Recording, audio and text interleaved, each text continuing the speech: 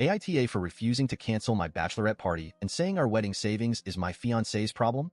I, 26F, am currently engaged to my fiancé, 28M, and we're supposed to get married in 2 months. We've been saving up for our wedding and honeymoon for the past year, putting aside a significant portion of our income to make our special day perfect. We had about $10K saved in the account. This weekend, my fiancé had his bachelor party, and I was totally okay with him having a good time. I even helped plan it and made sure everything was organized so he could enjoy himself with his friends. Fast forward to this morning, and I wake up to find that our joint savings account has been completely drained. He spent all our savings on his bachelor party. When I confronted him, he said he got carried away and didn't realize how much he was spending. He admitted that he paid for his friends' expenses too, thinking it would be a great last hurrah before we tied the knot. I was furious but tried to keep my cool. I told him that he needed to figure out how to replenish the savings because we still had wedding expenses to cover, and blew up about how could he spend $10K over 2 days? This weekend is my bachelorette party, which has been planned for months. My 4 best friends have already paid for their share, and I've budgeted carefully so that it wouldn't affect our savings. We're going to a Michelin star restaurant in our city, renting an Airbnb, going for brunch in the morning at one of my favorite restaurants the next day, and I rented out an arcade in our city with unlimited tokens and bought a ton of junk food and candy for all of us to share. Altogether, it was less than $400 a person, including the price of the restaurant, Airbnb, arcade rental, brunch and Ubers with myself, spending 1.5K of my personal savings. But now, my fiancé is demanding that I cancel my weekend to show solidarity and help us save money. He says it's only fair since he made a mistake, and we need to cut back on expenses to recover from his spending spree. I refuse to cancel my bachelorette party because 1, I didn't blow our savings, he did, and 2, my friends have already paid for their share, and I don't want to let them down. He's now calling me selfish and saying I'm not being supportive of our future together. He's even gotten some of his friends and family involved, who are siding with him and saying that I should be more understanding and cancel my bachelorette weekend. I get that we're in a tough spot financially now, but I don't think it's fair that I should have to cancel my plans because of his irresponsible behavior. I suggested that he could maybe sell some of the stuff he bought during the party or pick up extra work to make up for it, and that it is not my problem he blew all the money, but he says I'm being unreasonable. Now on to the next story. Story 2. AITA for reporting my boss after he forced me to attend a meeting despite knowing I was in labor. I, 28F, have been working at my company for 5 years, and until recently, I loved my job. I was 8 months pregnant when this happened, about a month ago. So I started having contractions while at work. Since I was not due yet, I thought it was just Braxton Hicks because they weren't that intense. Just a week before that, I had experienced Braxton Hicks and went to the hospital, but it was a false alarm. This time, I was still working when the contractions started in the morning, and I again thought it was Braxton Hicks.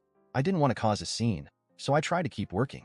Last time I went to the hospital, my boss, John, 45M, made sarcastic comments about me being overly dramatic and joked about how I should schedule my labor around important meetings. I have social anxiety and tend to take people's crap without pushing back, so I just took it. By noon, the contractions were getting stronger and closer together, and I knew it was real labor. I needed to go to the hospital. I informed John that I was in labor and needed to leave. He rolled his eyes and said, "Just stay for the meeting at 1 p.m.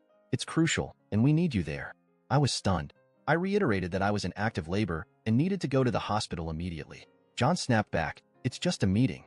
Sit through it, and then you can go. It's not like the baby is going to pop out right now." Feeling pressured and scared for my job, I reluctantly stayed. The meeting lasted an excruciating 2 hours. By the end of it, I was in so much pain that I could barely walk. I finally left and drove myself to the hospital, where I was admitted immediately. My husband reached 30 to 40 minutes later because he was on the other side of town for a meeting. My daughter was born later that evening, thankfully healthy despite the delay. When I told my husband what had happened, he was furious and insisted we report John to HR. I was hesitant because I didn't want to jeopardize my job, but I agreed it was the right thing to do. HR was appalled and assured me they would handle the situation. John has since been suspended pending an investigation. The real kicker? During the investigation, it came out that John had emailed the entire office while I was in labor, complaining about my lack of commitment and making fun of me for overreacting. He even implied that I was using my pregnancy as an excuse to get out of work. Now, my coworkers are pissed at me saying I overreacted and that I should have just sucked it up for the sake of the company. I've even received messages and emails from a few colleagues saying that I've ruined John's career and that he was just doing his job under pressure. One even said that I should have toughed it out, like their wife did during her pregnancy. The stress from this whole ordeal has made it difficult to enjoy my first few days with my newborn. I'm constantly second-guessing myself and feeling guilty, despite knowing I did what was best for my baby and me. To make matters worse, the interim manager who took over from John is even worse. He's made it clear to everyone that he resents my actions and has made my return to work unbearable. Now that my maternity leave is over, I find myself isolated at work. People give me side eyes and whisper about me. During lunch, I'm alone because no one wants to sit with the troublemaker. It feels like high school all over again. I dread going into work each day and facing the hostility and judgment. I never imagined that doing what was right for my health and my baby's well-being would turn my colleagues against me like this. It's gut-wrenching to feel so isolated and vilified for simply standing up for myself and my rights. I cry most of the time when I come home, and sometimes even in the office washroom when someone passes a comment. In the worst moments, I get mad at my husband and blame him for making me tell HR, even though I know he did the right thing. He's so sweet and never takes it to heart. I apologize soon after, but he always says he wasn't even mad and that he understands how I'm feeling, especially since I'm just 1 month postpartum. He says I should take action and complain, but I don't want to make things worse. He's also saying he can't see me like this and that I should just quit because it's hurting him. I don't know what to do. I'm just such a sensitive and emotional person in general, and now it's been worse since giving birth.